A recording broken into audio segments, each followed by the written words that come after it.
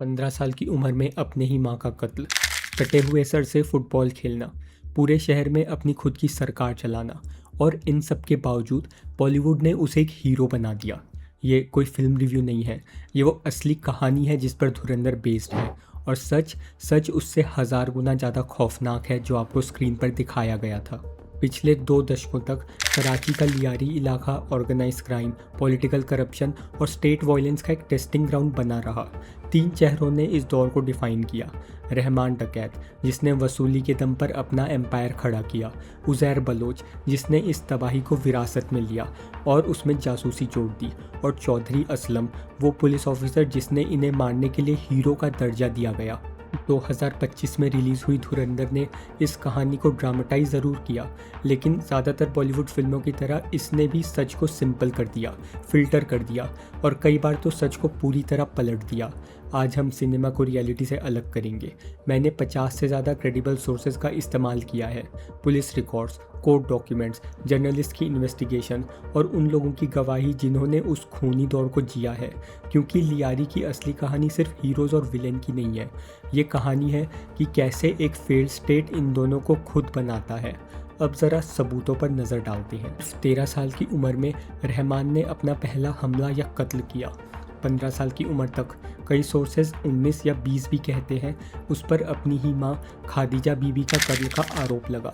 वजह, उसे शक था कि उनका अफेयर किसी राइवल गैंगस्टर के साथ चल रहा था।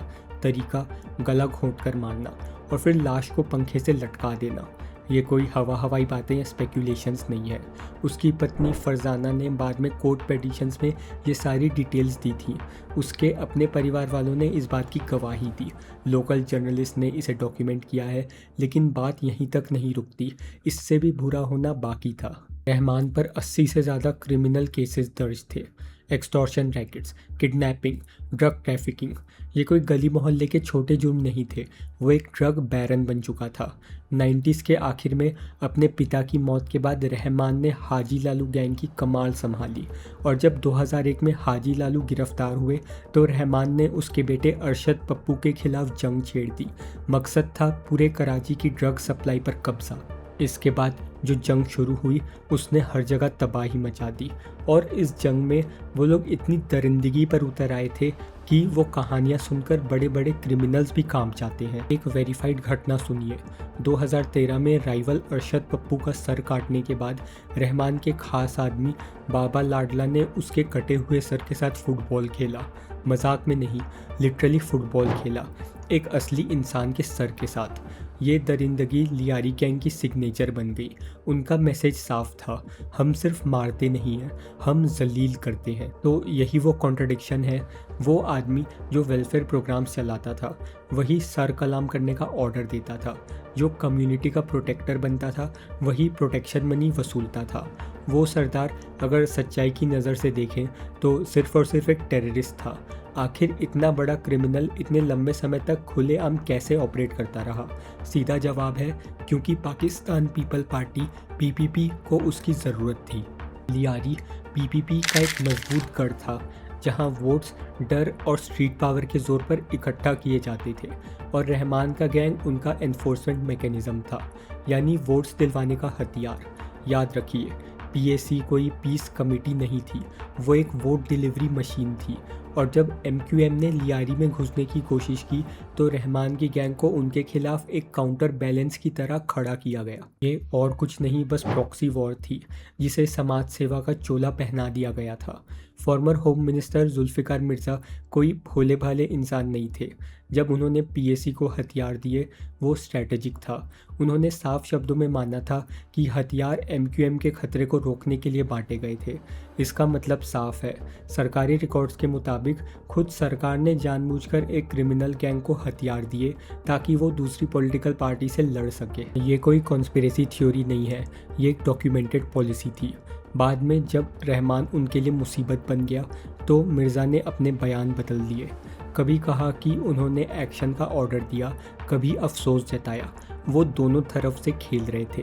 क्राइम पर सख्त होने का क्रेडिट भी लेना चाहते थे और साथ ही साथ इस प्रॉब्लम को पैदा करने की जिम्मेदारी से बचना भी चाहते थे। एक फेल्ड स्टेट ऐसा ही करता है, वो क्रिमिनल्स को ख़त्म नहीं करता, वो उनसे डील करता है उन्हें यूज़ करता है और जब सियासी हवा का रुख बदलता है तो उन्हें दूध में से मक्खी की तरह निकाल फेंकता है। 9 अगस्त 2009 पुलिस के मुताबिक कराची के स्टील टाउन के पास एक शूट आउट हुआ।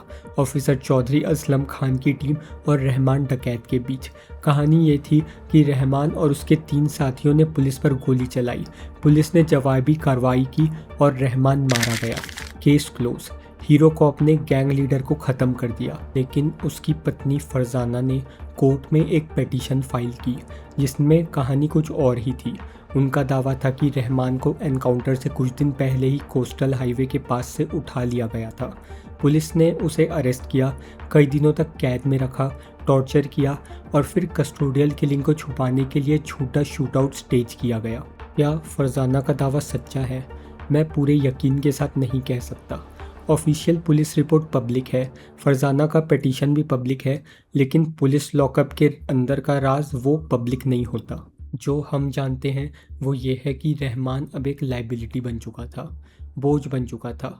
वो इतना ताकतवर हो गया था कि अपने पॉलिटिकल आकाओं को भी आंखें दिखाने लगा था। वो लोकल इलेक्शंस लड़ने की प्लानिंग कर रहा था। ज़रा सोचिए, अंडरवर्ल्ड का किंगपिन अब इलेक्टेड पॉलिटिशियन बनने जा रहा था। इससे कितनी बड़ी कॉम्प्लिकेशंस पैदा हो सकती थी। एक ऐसा आदमी जिसके पीपीपी लीडर से डायरेक्ट लिंक्स थे, जिसकी अपनी प्राइवेट आर्मी थी, वो अब फॉर्मल पावर मांग रहा था। स्टेट यानी सरकार ये होने नहीं दे सकती थी। और पाकिस्तान के जस्टिस सिस्टम में जो लोग इनकन्वीनियंट यानी रुकावट बन जाते हैं वो अक्सर ऐसे ही एनकाउंटर्स में मारे जाते हैं। क्या ये साबित हो चुका है? नहीं। क्या पुराने पैटर्न्स देखकर ये मुमकिन लगता है? बिल्कुल। फिल्म धुरंधर में चौधरी असलम को एक सच्चा और ईमानदार कॉप दिखाया गया है जो एक क्रिमिनल को मारता है, लेकिन हकीकत थोड़ी उलझी हुई है। हो सकता है असलम वाकई क्रिमिनल से लड़ रहा हो, लेकिन वो स्टेट का एक हथियार भी था जो पॉलिटिकल ऑर्डर्स पर काम कर रहा था, एक ऐसे आदमी के खिलाफ जो अब उन ऑर्डर्स के लिए मुसीबत बन चुका था। रहमान डकैत की मौत के बाद यारी का गैंग स्ट्रक्चर ख़त्म नहीं हुआ, बस उसकी बागडोर बदल गई। उज़ैर बलोच जो रहमान का सब ऑर्डिनेट था और उसके तरीक़ों पर चलता था, उसने गद्दी संभाली। लेकिन इसके बाद जो हुआ वो इस कहानी को उस मोड़ पर ले आता है जहां सच पर यकीन करना नामुमकिन सा लगता है, क्योंकि उज़ैर अब सिर्फ एक गैंगस्टर नहीं रहा था, वो एक इंटरनेशनल एस्पियोनाज एसेट बन चुका था। उज़ैर के कंट्रोल में गैंग्स ने उन्हीं तरीक़ों को जारी रखा जिन्हें रहमान ने नॉर्मल बना दिया था। एक्सटॉर्शन, किडनैपिंग, ड्रग ट्रैफिकिंग और वो कटे हुए सर से फुटबॉल खेलने का खौफनाक सिलसिला वो भी चलता रहा। अप्रैल 2013 में राइवल गैंगस्टर अरशद पप्पू को उठाया गया और उसका सर कलम कर दिया गया। उज़ैर के राइट हैंड मैन बाबा लाडला उस लाश की म्यूटिलेशन में शामिल था। अगले 1 दशक तक उज़ैर बलोच पर सिविलियन कोर्ट्स में 40 से ज़्यादा क्रिमिनल केसेस लगे। मर्डर, राइटिंग, एक्सटॉर्शन, आप बस नाम लीजिए। लेकिन एक के बाद एक हर केस में वो बरी होता गया। इसलिए नहीं कि वो बेगुनाह था, बल्कि इसलिए क्योंकि गवाहों ने डर के मारे गवाह देने से इनकार कर दिया, या ट्रायल शुरू होने से पहले ही उन्हें मार दिया गया, या फिर सबूत हवा में गायब हो गए। पाकिस्तान में आपको कानूनी तौर पर मासूम होने की ज़रूरत नहीं है, बस आपके पास इतनी ताकत होनी चाहिए कि आप हर उस आवाज़ को खामोश कर सके जो आपके खिलाफ उठ सकती है। लेकिन फिर अप्रैल 2020 में कुछ ऐसा हुआ जिसने सब बदल दिया। उज़ैर बलोच को पाकिस्तान की मिलिट्री कोर्ट ने जासूसी का दोषी पाया। इल्ज़ाम साफ था, ईरान के लिए जासूसी करना, 12 साल की सज़ा, कन्विक्शन ऑन रिकॉर्ड। ये खबर ऑफिशियल कंफर्म हो चुकी है। और यहाँ एक ऐसा कॉन्ट्रडिक्शन, एक ऐसा विरोधाभास आता है जो आपका सर घुमा देगा। एक तरफ सिविलियन कोर्ट है जिन्होंने सबूतों की कमी और गवाहों के डर की वजह से उसे 40 से ज़्यादा केसेस में बरी कर दिया, और दूसरी तरफ मिलिट्री कोर्ट है जिसने उसे जासूसी के जुर्म में सज़ा सुना दी। ये दोनों बातें एक साथ सच कैसे हो सकती हैं? जवाब सिंपल है, क्योंकि मिलिट्री कोर्ट आम गवाहों पर डिपेंड नहीं करता, वो इंटेलिजेंस सोर्सेज पर काम करता है। Human assets, call intercepts, surveillance reports, उन्हें उन गवाहों की ज़रूरत नहीं होती जो भरी अदालत में बोलने से डरते। इसका मतलब ये है, पाकिस्तान की मिलिट्री और इंटेलिजेंस एजेंसीज को 100% यकीन है कि उज़ैर जासूसी कर रहा था, लेकिन सिविलियन कोर्ट के मर्डर साबित नहीं कर पा रही, क्योंकि गवाह या तो डर गए या मार दिए गए। यहाँ एक बहुत बड़ा सवाल उठता है, क्या उज़ैर ईरान के लिए अपने दम पर काम कर रहा था या कोई और, शायद खुद पाकिस्तानी इंटेलिजेंस इस खेल को चला रही थी? क्या वो उनका एसेट था जो हाथ से निकल गया, या वही एसेट जिसे वो कंट्रोल कर रहे थे? डॉक्यूमेंट्स खामोश हैं, सज़ा के फैसले में इसका कोई जिक्र नहीं। बस एक चीज़ कंफर्म है, वो किसी फॉरेन पावर का इंटेलिजेंस ऑपरेटिव ज़रूर था। रिपोर्ट्स के मुताबिक उज़ैर ने ईरान पाकिस्तान का वो पड़ोसी जिसके साथ रिश्ते हमेशा उलझे रहे हैं, वहाँ अपने गहरे लिंक्स बना लिए थे। जब उसे लगा कि यहाँ कानून से बचना मुश्किल हो सकता है, तो वो एलिटेड तौर पर ईरान चला गया और वहीं बैठकर ईरानी ज़मीन से उसने कराची में अपना एक्सटॉर्शन नेटवर्क चलाया। कैसे? फॉरेन सिम कार्ड्स का यूज़ करके। ज़रा सोचिए इस बारे में। एक पाकिस्तानी गैंगस्टर जासूस जो सरहद पर बैठकर अपने क्रिमिनल एम्पायर चला रहा है, मॉडर्न कम्युनिकेशन टेक्नोलॉजी के ज़रिए पूरा कंट्रोल कर रखा है। ये सिर्फ क्राइम नहीं है, ये एक हाइब्रिड ऑपरेशन है। Criminal enterprise plus intelligence work plus international logistics. और यही बात सबसे इम्पॉर्टेंट है, उज़ैर बलोच उस सच्चाई का चेहरा है जो बॉलीवुड कभी दिखा ही नहीं सकता। सेंसरशिप की वजह से नहीं, बल्कि इसलिए क्योंकि यह कहानी इतनी उलझी हुई है कि किसी फिल्म की सीधी स्क्रिप्ट में फिट नहीं बैठती। वो विलेन नहीं है, वो हीरो नहीं है, वो एक एसेट है, एक टूल है, एक ऐसा मोहरा जिसे कई सरकारें और गैर सरकारी ताकतों ने इस्तेमाल किया। धुरंधर मूवी ने उसे सिंप्लीफाई कर दिया, बस एक किरदार बना दिया, लेकिन हकीकत ने उसे एक सिम्टम बना दिया, एक फेल्ड स्टेट की बीमारी का लक्षण। एक ऐसा सिस्टम जहां क्रिमिनल, स्पाई और पॉलिटिशियंस एक ही इकोसिस्टम में सांस लेते हैं, कभी साथ मिलकर, कभी एक दूसरे के खिलाफ, लेकिन हमेशा एक दूसरे का इस्तेमाल करते हुए। 2013 आते आते लियारी आम पुलिस के बस से बाहर हो चुका था। कन्वेंशनल मेथड्स फेल हो चुके थे, अनगवर्नेबल हो चुका था। उज़ैर के गैंग का पूरे के पूरे इलाकों पर कंट्रोल था। पॉलिटिशियन पेट्रोनाज का सीधा मतलब था पॉलिटिकल प्रोटेक्शन, और सिविलियन कोर्ट्स डर के मारे पैरालाइज हो चुके थे। इसलिए स्टेट ने अपना एक अलग हथियार इस्तेमाल किया, पाकिस्तान रेंजर्स, एक ऐसी पैरामिलिट्री फोर्स जो सीधे मिलिट्री के कंट्रोल में थी। ऑपरेशन लियारी कोई आम पुलिस क्रैकडाउन नहीं था, ये एक सिविलियन इलाके पर मिलिट्री ऑक्यूपेशन था। और ये कॉन्टेक्स्ट ये समझना बहुत ज़रूरी। पाकिस्तान रेंजर्स को उम्मीद थी कि ये क्विक ऑपरेशन होगा, की फिगर्स को अरेस्ट करो, गैंग स्ट्रक्चर को तोड़ो, स्टेट की अथॉरिटीज़ वापस लाओ, कुछ महीनों में काम ख़त्म और आगे बढ़ो। लेकिन हुआ वो जो किसी ने नहीं सोचा था। पहली प्रॉब्लम, गैंग कोई सिंगल यूनिट की तरह काम नहीं कर रही थी, वो कई फैक्शंस में बटी हुई थी जिनके अपने अपने पॉलिटिशियन स्पॉन्सर थे। तो जब रेंजर्स किसी एक लीडर को अरेस्ट करते तो दूसरा फैक्शन उसी मौके की तरह यूज़ करके अपनी ताकत बढ़ा लेता। इस ऑपरेशंस में नेटवर्क को तोड़ा नहीं, बस रीशफल कर दिया। दूसरी प्रॉब्लम, पॉलिटिकल प्रोटेक्शन। जब रेंजर्स किसी को पकड़ने जाते तो कभी कभी पॉलिटिशियंस या इंटेलिजेंस ऑफिसर्स उन्हें चुपचाप छोड़ देते या किसी सेफ कस्टडी में शिफ्ट कर देते। ये कोई हवाई बातें नहीं है, ये डॉक्यूमेंटेड है। इंटेलिजेंस एजेंसीज इन गैंग्स को अपने मकसद के लिए यूज़ कर रही थी और वो किसी मिलिट्री ऑपरेशंस के हाथों अपने एसेट्स को बर्बाद नहीं होने देना चाहती। तीसरी प्रॉब्लम, कोलेट्रल डैमेज और पब्लिक का गुस्सा। रेंजर्स ने बेहद एग्रेसिव तरीके अपनाए, मास डिटेंशंस, ज़बरदस्ती गायब करना, एलिजेड टॉर्चर। वो लोकल लोग जिन्होंने शुरू में रेंजर्स का स्वागत किया था, वो अब उनके खिलाफ हो गए जब उनके अपने घर वाले उठाए जाने लगे। कुछ महीनों तक गायब रहे और कुछ कभी वापस ही नहीं आए। इसने एक विशियस साइकिल पैदा कर दिया। ऑपरेशंस की सख्ती ने लोगों को सिक्योरिटी फोर्सेस के खिलाफ कर दिया, जिसकी वजह से इंटेलिजेंस मिलना मुश्किल हो गया।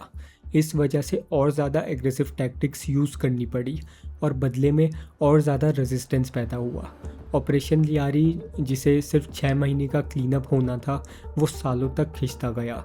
कुछ एस्टिमेट्स के मुताबिक ये ऑपरेशन अलग अलग इंटेंसिटी के साथ 1 दशक से भी ज़्यादा। आखिर कितने लोग मारे गए? ऑफिशियल रिपोर्ट्स कहती हैं कुछ 100, लेकिन ह्यूमन राइट ऑर्गेनाइजेशन का कहना है कि ये गिनती हज़ारों में हो सकती है अगर हम एक्स्ट्रा जुडिशियल किलिंग्स और डिसअपीयरेंस को भी शामिल करें। यही आंकड़ा किसी को भी नहीं पता क्योंकि कोई इंडिपेंडेंट जांच हुई ही नहीं। परिवार वाले अपने लापता रिश्तेदारों की रिपोर्ट करते हैं, उन्हें जवाब मिलता है वो प्रोटेक्टिव कस्टडी में है। महीने गुजर जाते हैं, जिंदा होने का कोई सबूत नहीं, कोई ट्रायल नहीं। कभी कभी उन्हें छोड़ दिया जाता है और कभी कभी वो कभी नहीं मिलते। ये लियारी की हर कहानी का वो ब्लाइंड स्पॉट है जिसमें फिल्म धुरंधर भी शामिल है। जब संजय दत्त का किरदार को सड़कों की सफाई करते हुए एक हीरो की तरह दिखाया जाता है, तो जो चीज़ छुपा ली जाती है वो है लाखों आम नागरिकों का सिस्टमैटिक डिस्प्लेसमेंट, परिवारों का टूटना, डिटेंशन सेंटर्स में होने वाले एलिजिड टॉर्चर। मिलिट्री ऑपरेशंस कभी भी क्रिमिनल्स और सिविलियंस के बीच साफ लकीर नहीं खींच पाते। वो ऐसा कर ही नहीं सकते। एक ऐसे इलाका जहां क्रिमिनल नेटवर्क वहां के पॉलिटिशियंस, बिजनेस और परिवारों की जड़ों में घुसा हो, वहां क्राइम को तोड़ने का मतलब सिर्फ अरेस्ट करना नहीं होता। इसका मतलब होता है पूरी कम्युनिटी को डिस्टेबलाइज कर देना। आज भी ऑपरेशन लियारी के कई की फिगर्स या तो फरार हैं या फिर रहस्यमय तरीके से गवर्नमेंट रोल्स पर बैठे हैं। वसीउल्लाह लाखो, जो एक बड़ा गैंगस्टर है, रिपोर्ट्स के मुताबिक वो आज भी ईरान में बैठकर फॉरेन सिम के ज़रिए अपना एक्सटॉर्शन नेटवर्क चला रहा है, लेकिन वो एग्जैक्टली कहाँ है, अननोन। उसका करेंट स्टेटस क्या है, अनक्लियर। उज़ैर बलोच जैसे लोगों पर बनी JIT की रिपोर्ट्स के बारे में कहा जाता है कि उनके साथ छेड़छाड़ की गई है। कौन सा वर्जन असली है, वो ओरिजिनल रिपोर्ट जो फाइल हुई थी या वो रेडिकेटेड वर्जन जो पब्लिक के सामने रखा गया। पाकिस्तान की पॉलिटिकल पार्टीज़ के अपने अपने दावे हैं, लेकिन वो पूरा बिना छुपा हुआ सच कभी भी इंडिपेंडेंट वेरिफिकेशन के लिए बाहर नहीं आया। और यही ऑपरेशन लियारी का वो गंदा राज है। ये कोई कंप्लीट सक्सेस नहीं था, ये बस एक पार्शियल डिसरप्शन था जिसे पॉलिटिकल ज़रूरतों के हिसाब से मैनेज किया गया, और अंत में क्रिमिनल ढांचा इतना बचा रह गया कि वो किसी भी वक्त दोबारा खड़ा हो सकता है। अब ज़रा खुद इस फिल्म की बात करते हैं। टेक्निकल लेवल पर देखा जाए तो धुरंधर वाकई एक वेल मेड मूवी है। सिनेमेटोग्राफी, डायरेक्शन, एक्टिंग, ये सब जनरली काफ़ी अच्छी है, वेल एग्जीक्यूटेड है। लेकिन अगर आप इसे एक हिस्टोरिकल डॉक्यूमेंट मान रहे हैं तो इस फिल्म को सिग्निफिकेंट फैक्ट चेकिंग की ज़रूरत है। सबसे पहले देखते हैं कि इस फिल्म में क्या सही दिखाया गया है। चौधरी असलम खान वाकई एक मशहूर पुलिस ऑफिसर थे जिन्होंने लियारी गैंग से लड़ाई लड़ी। उनकी हत्या भी हुई थी जनवरी 2014 में। तहरीक-ए-तालिबान पाकिस्तान TTP के एक सुसाइड बॉम्बिंग हमले में वो मारे गए थे। तो फिल्म की बेसिक टाइमलाइन और एंटी गैंग ऑपरेशंस में उनके रोल ये एक्यूरेट है। लियारी में गैंग वॉर्स वाकई हुई थी। उस हिंसा ने वहाँ के लोगों को डिस्प्लेस किया, ट्रॉमेटाइज किया, ये सच्चा है। वहाँ कई अलग अलग क्रिमिनल सिंडिकेट्स थे जो कंट्रोल के लिए आपस में लड़ रहे थे। और हाँ, पॉलिटिकल पार्टीज़ और गैंग के कनेक्शन भी रियल है। PVP का लियारा क्रिमिनल के साथ रिश्ता डॉक्यूमेंटेड है और MQM का राइवल फैक्शंस में एलिजेड इन्वॉल्वमेंट ये भी रिपोर्ट्स में मौजूद है। तो हम कह सकते हैं कि फ़िल्म की बुनियाद फैक्चुअल है, लेकिन यही वो पॉइंट है जहां फिल्म कहानी को इन्वेंट करती है और सच को सिंप्लीफाई कर देती है। सबसे पहला, हमारे हीरो का बैकग्राउंड। मूवी में हमजा नाम का कैरेक्टर है जिसे रणवीर सिंह ने प्ले किया है। दिखाया गया है कि वो एक इंडियन इंटेलिजेंस ऑफिसर है जो लियारी गैंग स्ट्रक्चर के अंदर घुसा हुआ है ताकि क्रिमिनल सिंडिकेटर्स को तोड़ सके। कई व्यूअर्स और एनालिस्ट का मानना था कि ये किरदार अशोक चक्र विजेता मेजर मोहित शर्मा पर आधारित था, जो असली ज़िंदगी में डीप कवर ऑपरेशंस के लिए माने जाते थे। डायरेक्टर आदित्य धर ने दिल्ली हाई कोर्ट और सेंसर बोर्ड के सामने इस बात से साफ इनकार किया। उन्होंने कहा कि ये कैरेक्टर फिक्शनल है, लेकिन असली बात यह है, हाँ, इंडिया के इंटेलिजेंस एसेट पाकिस्तान में ज़रूर रहे हैं। हाँ, पाकिस्तान ने गैंग को प्रॉक्सी फोर्स की तरह यूज़ किया है, लेकिन एक इंडियन एजेंट का पाकिस्तान में गैंग वॉर को लीड करना ये ड्रामेटाइजेशन है, डॉक्यूमेंटेशन नहीं। दूसरा point, moral clarity. Film Chaudhary Assam को एक राइटियस फोर्स यानी सच्चाई का सिपाही दिखाती है जो करप्ट सिस्टम से लड़ रहा है, लेकिन ये नज़रिया कई कड़वी सच्चाइयों को इग्नोर करता है। असलम स्टेट पॉलिसीज़ का एक मोहरा था, कोई आज़ाद खिलाड़ी नहीं। उनके ऑपरेशंस में आम लोगों को नुकसान और एलिजेड टॉर्चर डॉक्यूमेंटेड है, और उनका बॉस यानी खुद स्टेट वही ताकत थी जो पॉलिटिकल पैट्रोनाज के ज़रिए इन गैंग्स को पाल रही थी। फिल्म इसे एक अच्छा पुलिस वाला वर्सेस बुरा क्रिमिनल्स की तरह दिखाती है, जबकि हकीकत थी स्टेट का एक हिस्सा लड़ रहा था स्टेट के ही दूसरे हिस्से के पाले हुए गुंडों से, और बीच में पिस रही थी वहाँ की आम जनता। तीसरा पॉइंट, वो बातें जो फिल्म ने छुपा ली। फिल्म इन मुद्दों को शायद ही टच करती है। इंटरनेशनल डायमेंशंस जैसे ईरान कनेक्शन और जासूसी नेटवर्क, गैंग्स में भर्ती होने की असली वजह, गरीबी और बेरोज़गारी, वो पॉलिटिकल समझौते जो कभी जंग रोकते थे और कभी भड़काते थे, ऑपरेशन लियारी से उजड़े हुए परिवार, और कैसे इंटिमिटेशन और गायब किए जाने के डर से पूरा जस्टिस सिस्टम फेल हो गया। इस मामले में धुरंधर कोई अकेली फिल्म नहीं है। बॉलीवुड का ये पुराना पैटर्न रहा है, असली घटनाओं को उठाना और उन्हें एक सिंपल मोलैरिटी प्ले बना देना।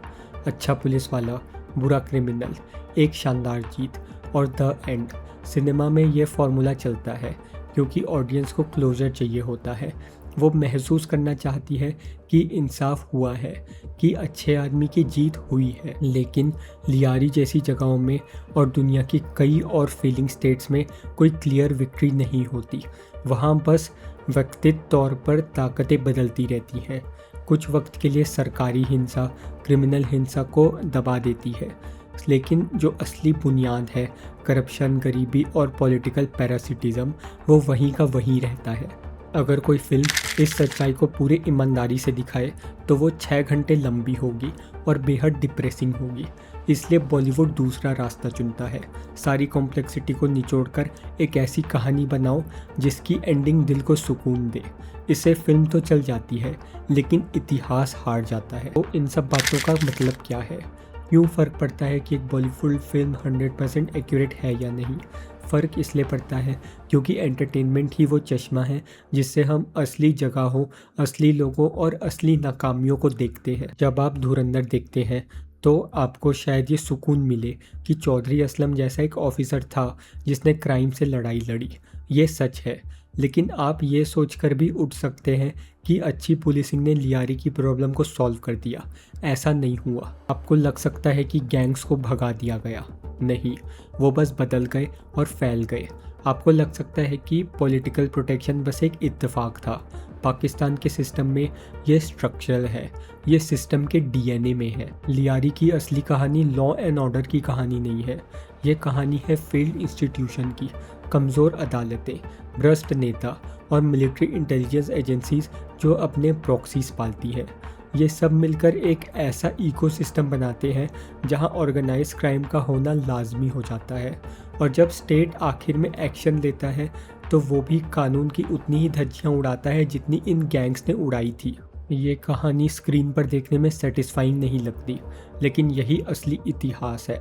अगर आप कराची को, पाकिस्तान को या डेवलपिंग कंट्रीज़ में क्राइम कैसे ज़िंदा रहता है इसे समझना चाहते हैं तो लियारी को देखना ज़रूरी है और उसे ईमानदारी से देखना ज़रूरी है। रॉबिन हुड के झूठ को असली कातिल से अलग करके, पॉलिटिकल प्रोटेक्शन को असली ज़रूरतों से अलग करके। मेरा आखिरी वर्डिक्ट सुनिए, धुरंधर देखने लायक फिल्म ज़रूर है, बस यकीन करने लायक नहीं।